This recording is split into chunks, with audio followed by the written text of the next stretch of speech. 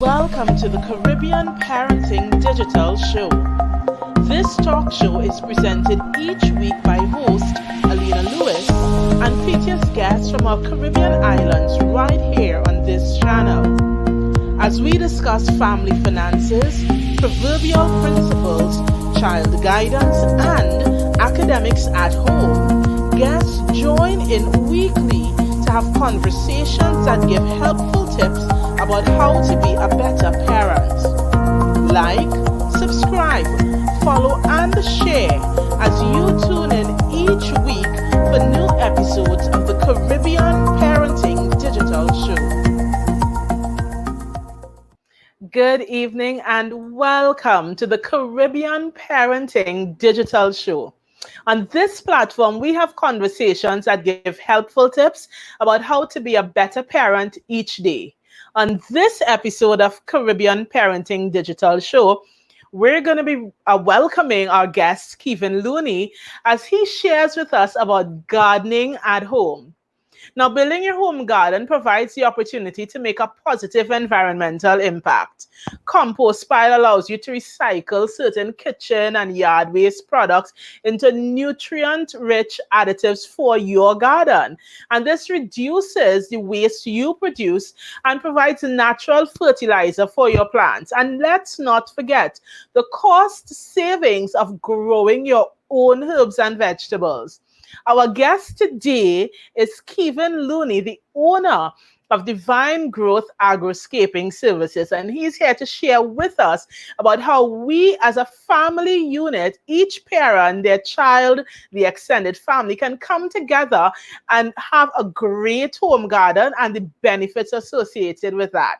So we are totally excited to welcome to the Caribbean Parenting Show today, none other than Kevin Loney. So Kevin, welcome to Caribbean Parenting. Thank you for having me. Sure. How are you today? I am great. Now, of course, so Enjoying many my of nice us. scenery. Yes. So many of us, even as we are recovering from this COVID mode, one of the things I've noticed, Stephen, is how many of the plant shops are selling out. Everybody is rushing to the plant shop, and it's a trend now, and it seems to be even more appreciated being able to start and create your own home garden. But of course, there are many people, many parents who say, oh my gosh, I do not have the green thumb. I don't know how to do it. It does not work. So I'm really excited to have you here today because you're going to be able to share information with our listeners to help them understand if you don't think you have a green thumb, these are the principles that you could follow to still have a great, thriving home garden. So let's jump into our chat this afternoon. We definitely want to get started with talking about understanding seedlings. What can you share with our viewing audience with regards to what they need to know about seedlings, how to choose seedlings, where to get them from, and any other detail you think it's important for someone who wants to start their home garden to be able to know in order to choose the right seedling? Okay, well, seedlings, obviously, firstly, you want to choose a healthy garden, a healthy seedling. It doesn't matter what type of plant it is, if it's tomatoes, lettuce, celery, chive. You want to pick a healthy seedling when you go into the gardening shops. You don't want to take seedlings that you see like bugs that are attached to it, or holes are in the leaves, or they are looking like if they are on their last limbs or last life, or they are already bare their life, or they're looking tired, as some people say. All right. You're looking for the seedlings of appropriate heights. So lettuce seedlings might be like around 1 to 2 inches tall. Okra seedlings maybe about 5 inches tall. You don't want to take a seedling that is overgrown or has already stunted its growth. Different seedlings, different plants, they have different heights. Seedlings grow in many different ways. It depends on where you buy it from. If you go to the shops and you see sometimes they have seedlings that sometimes are there for weeks or even a month, right? Those seedlings have passed their time to actually bring forth any kind of fruit, right? So you don't want to take up any of those seedlings. You're looking for healthy leaves, green leaves, um, nice growing soil that they use for the seedlings, healthy roots. When you pull the seedling out of the tree, you're looking for nice white roots. You're not looking for sometimes you might see the roots looking brown. You're not looking for anything like that. So that's the kind of seed. That's what you're looking for when you are looking to get your seedlings.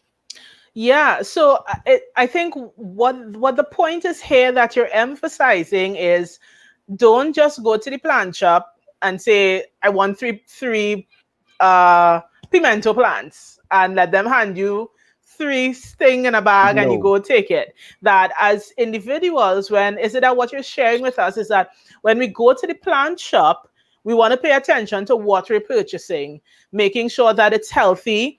We're not seeing any evidence of bugs or damage to the plant, that we're seeing roots growing out. Would those be the three main things that we're looking for, Kevin? Yeah. Yes, you're Oh, looking okay. for those three main things. You don't want those things because sometimes you go to the shops and you don't know, right? And sometimes you might be forced to take something that you don't know or you don't have any clue about. All right. So you're looking for healthy seedlings at all times. Any plant you're going to buy, you want a healthy plant. You want to make sure that it will actually grow, because most of the time that is the problem with customers, if that they don't know, so they go and buy a seedling that looks dried and then the plant dies when they go home. Ah, so once we've gotten a healthy seedling or healthy seedlings, and we now want to plant the seedling, what can you share with us with regards to caring and protecting the growing plant? So first and foremost, we are looking at, you must keep the soil moist at all times. Your soil must be always moist. Um, some plants need more water than others. So, like, let's say for instance, tomato plants will need more water than a pimento plant. That's because of the way how the plant is structured, the way how the plant is made. Tomatoes require a lot more water. All right. So you want to make sure that the plant is always moist. You want to also inspect the plant. Inspect the plant. You're looking for insects, bugs. You're looking for things that are abnormal. You're looking for um, the simple thing. You're looking at the soil also. The soil, you're looking to see if you're seeing ants growing in the soil. You're looking to see if you're seeing worms or things that are not normal in your already growing process. All Yeah. right. Okay, Right. got And it. as the plant grows, and Mm-hmm. as the plant grows, you will need to be adding your fertilizers, right? Because as the soil and the plant grows, it takes up all the nutrients from the soil. So you need to be putting that back into the soil. So as you said, if you have a compost at home, you take that same compost material and you put it back into the soil, and you get a healthy fruit at the end of the day, and plenty fruit, especially when you use those rotten garden produce like your fig skins, your potato peels, all those stuff. Right. Now, a lot of people I know feel very challenged as it pertains to soil. Because in some instances, we know some persons they would go to the plant shop to purchase soil, manure, as the case might be. But then there are other people that might say, hey, here's what, I don't have the extra money to go purchase all the soil. I could just maybe purchase the seedlings and I'll dig up some dirt at home. For the people who maybe have backyards and so on, can you share any information about what they need to know about determining whether the soil or the dirt, as we call it, that they have in their backyard is suitable for planting seedlings or crops, as the case might be? Okay. Soil is a very itchy, how to put it, that very delicate topic, because based on where you are, let's say if you are in the city, most of the time the soil is because of the concrete works and stuff that they have been doing. or they have scraped off the top layer of topsoil and to put down buildings. Most of the time, the soil is not good, right? For us here, we have more clay soil. That clay soil is not good for planting. It's very acidic. It is very hard to drain. So what you really need is a soil that has a nice texture, crumbly texture. It has a little bit of sand in it. It has a little bit of clay in it, and also too you want to add manure or that same compost into it. So you're looking for any kind of soil that is crumbly. Don't study. Sometimes some customers, even stuff that I have, they say they have a large backyard and they say the soil is not good just because the soil look or the ground looks hard. That's not true.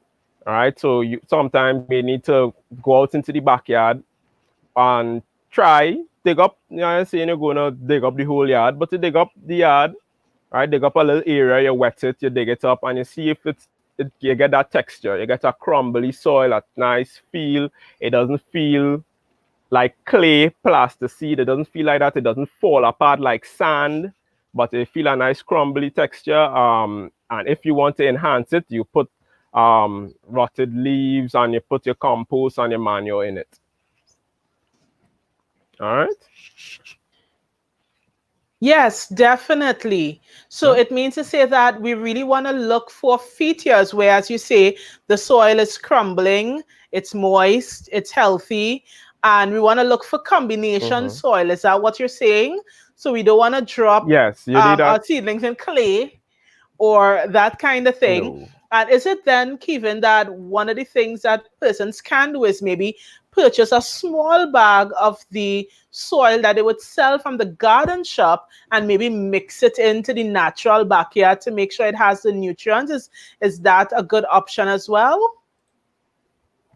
That is a very good option. It helps in reducing cost. So you could go to the shop and buy one bag of manure, pure Yeah, manure, right? And you go home and you mix it with whatever soil that you have at home. The manure yeah. already has the nutrients. You just really want a larger quantity of soil. All right. So you're looking at also to good drainage. Your soil needs to be very well good drained. All right. Good drainage. You're looking at the place that you're digging or you're looking at putting down your garden, right? That is very, very important. Even if we're dealing with soil. Because if you're looking at putting a garden in your backyard, let's say you have a backyard and when the sun goes down or when the sun comes up, there's no sun. All right. You don't want the plant in shaded areas. A plant needs at least 6 hours of sun to survive, right? Especially if you're looking at vegetable plants, right? They need that sunlight. So that is a very, very key point also when you're looking at soil and you're looking at location also, right? Potting options. What you can start to do is you could use any kind of potting option, a bucket, a pot you bought at the store, a old something, you have an old pot, right? You want to make sure and you put some holes in it or an old Yeah. bottle, right? You're just looking to make sure that you have the size. The size is very important. Um, Larger plants like tomatoes, pimentos, okras, um, melangen, they need large potting, large pots. So they need like 3 gallon pots and up to survive, Oh, right? And also remember too, when you're using pots and you're not going in the ground, you need to be adding fertilizers because as you water the plant, the nutrients is coming out at the bottom, right? That's a okay. term called leaching. The soil is being leached no matter how you can't stop that. It is a force of nature, Yeah. right? So fertilizing, adding that compost, adding that manure is very, very important. Very, very important Understood. in Understood. making sure that your plant is healthy at all times. Yes. So, Kevin, even as we're talking about home gardening, there are so many different things we can do when we talk about home gardening because we could plant vegetables, we could plant herbs, we could do ornamental types of gardens. Could you share information on each of these to help our moms and dads looking on to understand, okay, if you're doing the vegetable garden, this is how you can approach it. If you're doing the herb garden, this is how you could approach it. If you're just doing something ornamental as a family exercise, these are the considerations. Can you share a bit on that, please? So let's start with vegetables. For vegetables, first and foremost, the customer needs to know what they want to plant. Right. So first thing when I approach my customers, what do you want? What do you use in your kitchen? What would you like? Or is it something that you cannot get at the grocery? Right. You want to look at those broad aspects and narrow it down. Right. You don't want to say, well, I want everything. Right. We try to be realistic here. Remember, this is not a one-time thing. This is something that you have to maintain. You have to make sure on water. So you make sure and you narrow down what you really need, what you really want. All right. So let's say I'm looking at planting tomatoes, pimentos, and leafy things like lettuce and pak choy. All right. You're looking to start this garden. Let's say I have a backyard, or maybe I don't have a backyard. I have a small veranda area, right? So for, let's say, for the veranda area, you would look to be planting your tomatoes and pimentos in pots, right? Of course, you're looking at the sun, ensuring that you're getting at least 6 hours of sun every day, right? You want to make sure that the soil is draining properly. So when you're watering that plant, the water is not staying there and creating a puddle. It's draining properly. You want to fertilize on a weekly basis or a monthly basis. Make sure and have a good fertilization regimen going, especially if you go into pots. Right. For the leafy vegetables, you could look at getting like a trough, or even self. I had a customer, they had like lettuce growing in small little plant pots, and they had it in their gallery, right? Um, and when they needed a leaf, they just go and they pick a leaf and they put it in their food for Sunday, right? So you have many options, and in approaching it, you just have to remember you plant what you need and what you want, right? Also, let's say if you're going into a backyard, you're looking at keeping it as close as possible to the house. You ain't gonna put your garden down in the corner somewhere that the hose can reach and you have to tote a bucket. You know, you want to make things easy on yourself. Make it more as easy as it is. You will actually be able to handle it a lot better. Don't try to make mountains out of molehills and say, well, boy, you're going to dig up the whole yard and think, no. Simple, keep it simple. That's my best advice. Keep it simple. For herbs, you could look at smaller containers. Herbs you wouldn't really put on the ground. They need, like say for rosemary, for example, you put rosemary in a pot because of its characteristic. It doesn't like much water. It likes well-drained soil. So you wouldn't say you would put a rosemary plant and a tomato plant together, because a tomato likes water and a rosemary does not like water. So them are going to be friends, right? And most likely the rosemary is going to lose that fight. So all of these options and all of these things you need to have in mind, that when you're looking to start a garden and approaching a garden, you need to pay some attention to it. Got it. So we definitely now, Kevin, we want to go into some Q&A where we have questions that parents would have submitted in terms of information they want to get about starting their home garden and so on. So one of our first questions is, what tools and equipment do you need when you're starting your home garden? Well, you need, I would say, a hose. Number one priority, get a hose. Nobody in this day and age is going to be toting any buckets. You might start off for a week good and fine, and a watering can good and fine, but by the time you come home from work twice, 3 times, that's it. You're tired, get a hose. Get a hose with a good nozzle on it. so that, and make sure that you have a pipe somewhere close by that you can tap into that hose and it can reach your garden. Um, Other tools you need is like the little hand forks, the little shovels.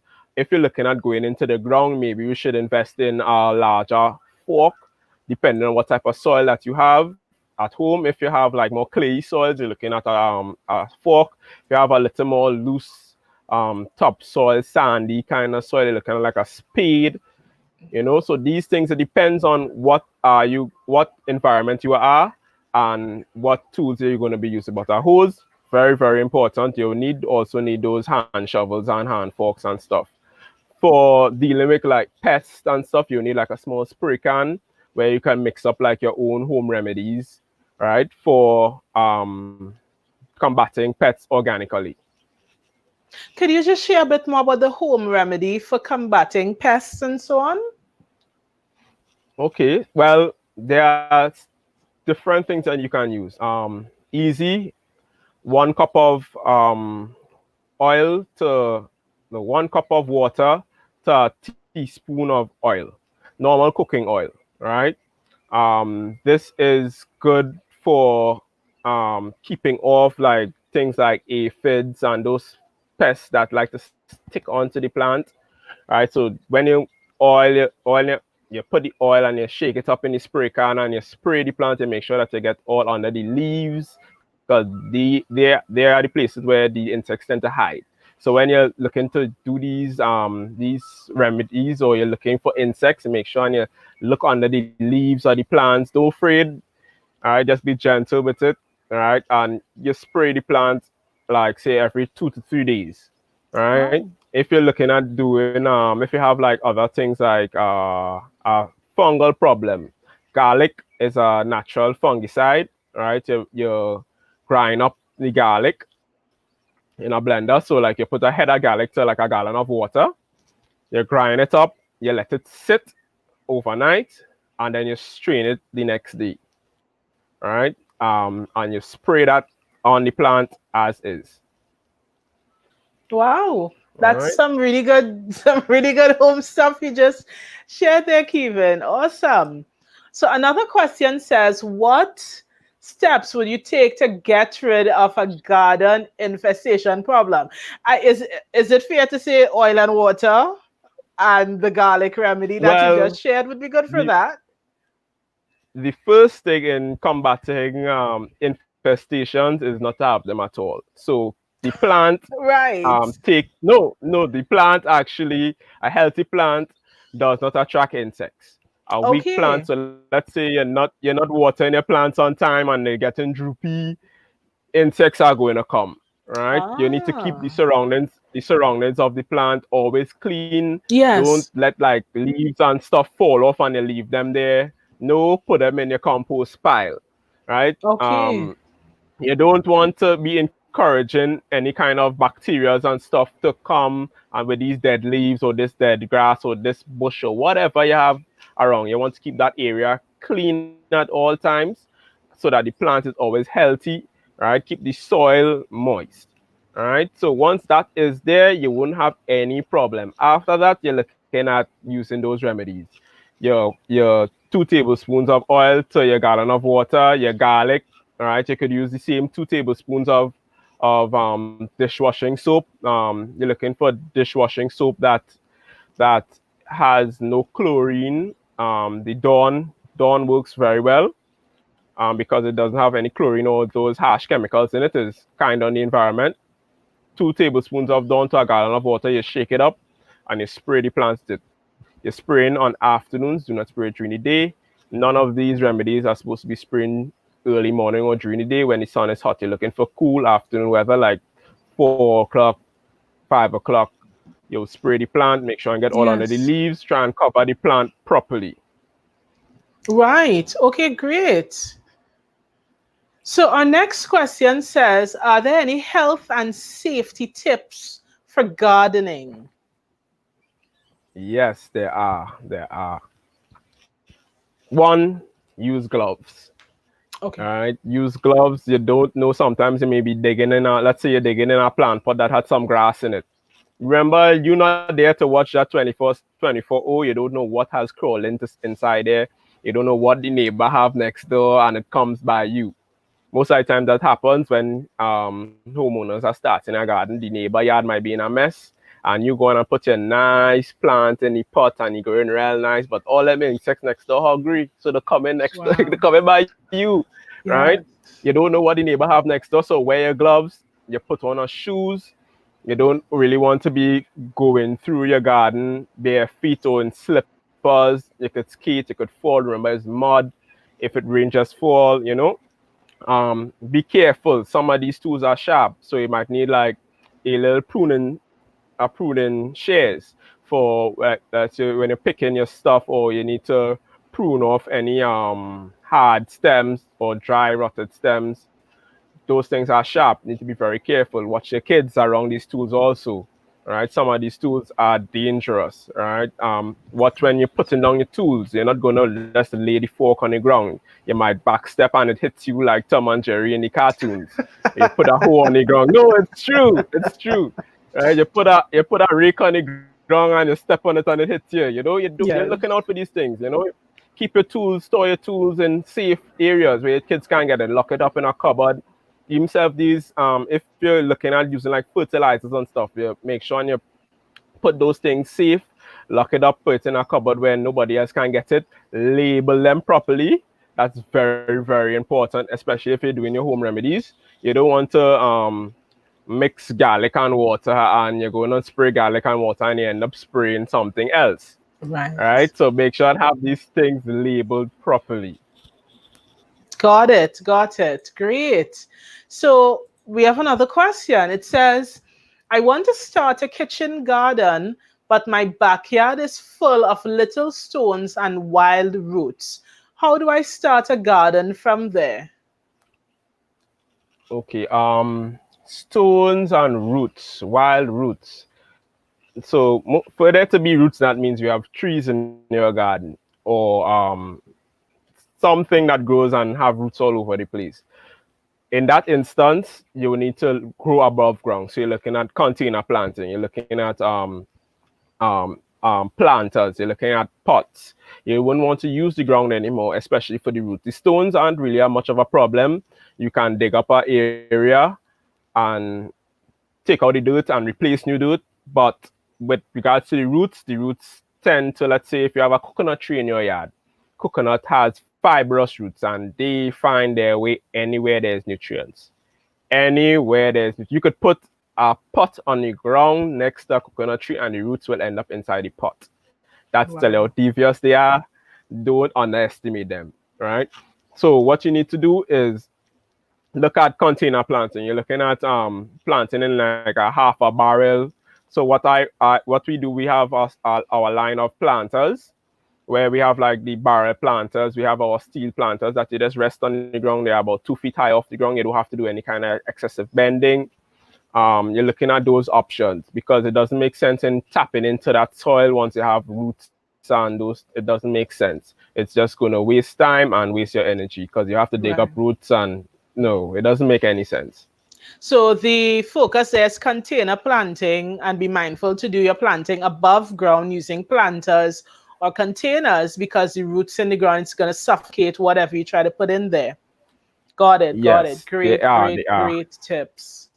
Our next question says, can I grow my own plants using seeds from vegetables I buy at the market? For example, tomatoes, pimentos, okras. So if it is I'm gonna cook my tomatoes and I slice it in half and squeeze the seeds out, or I cut my pimentos in half and pull out the seeds. Can I use those types of seeds to start growing plants in my home garden? Yes, they are an option. It depends on what type of fruit that you get. Some of these fruits are GMO, so genetically modified. Some of these Ah, seeds cannot reproduce. So you may put it in like say, now I don't know if you guys remember long ago, you used to have like in primary school they used to have a styrofoam cup and you put some toilet paper and you put the seed in and then it bursts. yes, You know, you could try yes. that. You try that. You have your tomato seeds, you scrape them off, you leave them to dry. for a week or so. Put them in a little container, leave them to dry. Um, Tomatoes, pumpkins, okra, any seed, try it. For like seasonings, what you could do also is like for not celery, chive. When you buy chive, you cut out the bottom and you put it in a little bit of water, and it starts to spring roots, and then you get chive. All right. So yes, you can, but you have to just be careful in monitoring the seeds to make sure that they are not GMO seeds and that don't want to put a GMO seed in the ground. So you put them in a small container first. You see if they catch. Right Yeah. from there, you put them in a cup or styrofoam cup or some kind of small container where they can catch themselves and grow the first 4 leaves, 3 leaves, Yeah. before you put them out into the sun. Make sure you have them in a shaded area because they are very small. They are seedlings. They don't want to put them in harsh sun, right? When you're looking at transplanting this seedling now, you want to make sure that you start putting it towards the sunlight ever more often. So what you'll do, you'll start by one day you might put it out in the sun, and the next 2 days you'll leave it in the shade. So you're trying to expose that seedling to the sunlight so that when it goes out there, it can handle that sun and then thrive. Right. Okay, great. And we have one more question, and it says, as a working parent, I leave home at 6 a.m. and return home at 6 p.m. What is the best way that I can maintain my home garden? Well, for for my customers who are constantly on the go, I first thing I recommend is an irrigation system, an automated irrigation system. So at least the plant is being watered on time. That is very, very important because that is something that has to be done daily, right? So but in your schedule, you might be able to squeeze a weekend to do some cleaning, or you might be able to squeeze some sort of time, or you might be able to hire someone like me to come and do maintenance on a monthly basis, right? But first and foremost, irrigation systems are your friend, right? Because you don't want your plants to be wilting in the hot sun while you're at work in AC. Yes. Yes. Yes, All great. right. Kevin, you have really given us some really, really lovely advice on very practical things that we can do at home to support our home gardening, green thumb or no green thumb. You've really given us some great practical tips. So even before we wind down on this episode, I would love if you could give some information to our viewing audience regarding Divine Growth Agroscaping Services and what exactly is it that you do, how you can support parents who maybe they want to do it on their own, but they maybe just need a little help. Can you take some time and share on that? Okay, so Divine Growth is an agricultural landscaping company whereby we do initial setup and maintenance of home gardens and landscapes. So if you are interested in contacting us, you can contact us via 282-1281, 282-1281. Contact us and we do our site visit. So we come to you, we do our site visit, we have a discussion on exactly like what I was saying before. We talk, what do you want to plant, what size of garden you are looking at, your schedule. Um, do you have time to water the plants? Do you actually have time to take care of the plant, or do you want us to come in and help with maintenance? Right. So minimally we will do like a 1 month maintenance. So we try to push customers to maintain between the times that we are there. Come out, you see if look at your plant. You find the leaf crinkling up a little bit, send us a photo.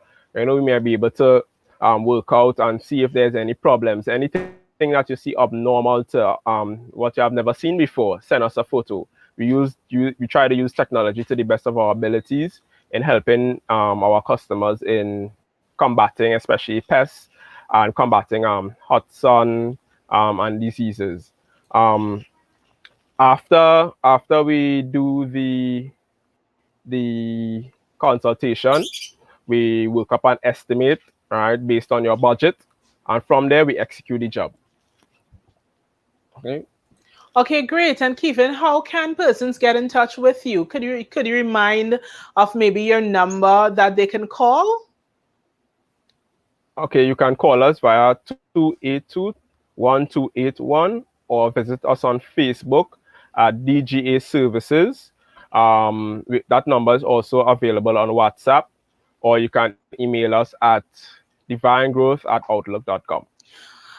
Given this has been a really great session, I'm sure that parents who have been desiring to start their home garden, not sure where to start or how to maintain, they really would have left with some valuable tips. So I really appreciate you taking time to come out and join us here on the Digital Talk Show this evening. And I wish you all the best as you continue to support your clients with getting their home garden starting and helping them maximize and save on costs when they're able to grow their own herbs and their fruits and vegetables and so on. So thank you so much for joining us.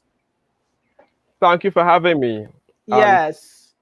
So, aunties, uncles, mummies, daddies, thank you so much for taking time to tune in, sitting here, viewing, listening to the conversation. Because, at Caribbean Parenting Digital Show, it's all about conversations that support you in becoming a better parent and being able to support your family and family units.